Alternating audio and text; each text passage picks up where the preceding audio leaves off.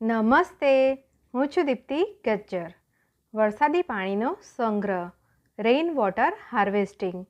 વરસાદી પાણીનો સંગ્રહ, રેઇન વોટર હાર્વેસ્ટિંગ એટલે ચોમાસા દરમિયાન પડતા વરસાદના પાણીને નકામું વહી જતું રોકીને તેને એકઠું કરવું અને ભવિષ્યના ઉપયોગ માટે સાચવવું અથવા જમીનમાં ઉતારવું. વરસાદી પાણી સંગ્રહ કરવાનું મહત્ત્વ અને ફાયદા. પાણીની અછત દૂર થાય છે. ઉનાળામાં કે પાણીની કટોકટી વખતે આ સંગ્રહ કરેલું પાણી ખૂબ કામ આવે છે. ભૂગર્ભ જળસ્તરમાં વધારો.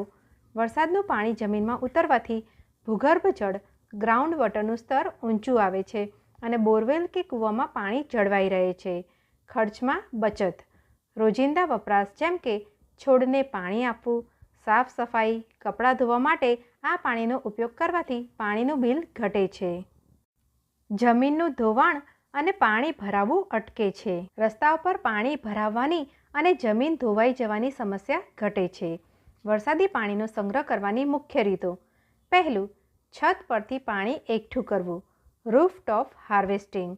ઘર કે બિલ્ડિંગની છત પર પડતા પાણીને પાઇપલાઇન દ્વારા એક મોટી ભૂગર્ભ ટાંકી અંડરગ્રાઉન્ડ ટેન્કમાં એકઠું કરવામાં આવે છે.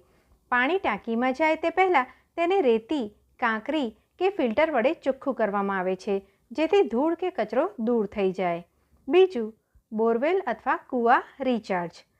છત પરથી આવતા પાણીને ગાળણ ફિલ્ટર કરીને સીધું બોરવેલ કે જૂના કૂવામાં ઉતારવામાં આવે છે. આનાથી આજુબાજુના વિસ્તારનું જળસ્તર પણ સુધરે છે. ત્રીજું, રિચાર્જ ખાડા રિચાર્જ પિટ્સ. સોસાયટી કે ખુલ્લા મેદાનમાં યોગ્ય માપના ઊંડા ખાડા બનાવી તેમાં ઈંટો, કાંકરી અને રેતીના થર કરવામાં આવે છે. વરસાદનું પાણી આ ખાડાઓમાં જઈને ધીમે ધીમે જમીનમાં શોષાઈ જાય છે. યાદ રાખો, પાણી એ જ જીવન છે. વરસાદના દરેક ટીપાંનો સંગ્રહ કરવો એ આપણા ભવિષ્યને સુરક્ષિત બનાવવાની દિશામાં એક ખૂબ જ મહત્ત્વપૂર્ણ કદમ છે. અસ્તુ. મને પ્રેમપૂર્વક સાંભળવા બદલ આપ સૌનો ખૂબ ખૂબ આભાર.